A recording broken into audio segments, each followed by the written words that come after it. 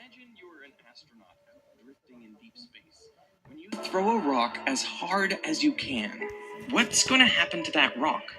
Well, you would think that it would continue with constant velocity in a straight line. That's just Newton's first law.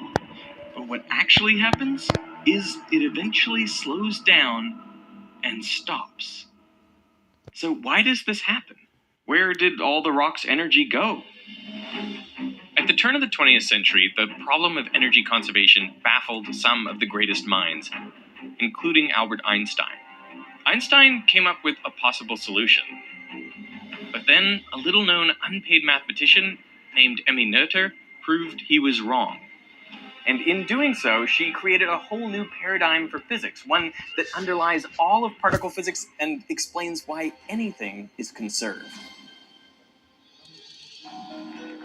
It all started in 1915 at the University of Göttingen, where Einstein was giving 6 lectures on his new theory of gravity, what would become the general theory of relativity.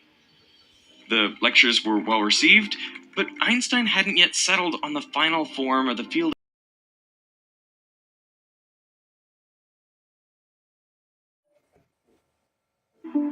Symmetry is one of those ideas that's easy to recognize, but harder to describe.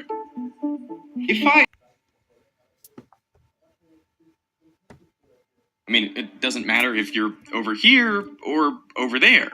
The universe is completely symmetric under translations in space. So suppose you throw a ball. Well, it'll travel at a given speed, and after a short amount of time, it will have traveled some distance. But since the laws of physics are the same here as just before, we can shift the whole universe. The important symmetry of this universe is time symmetry.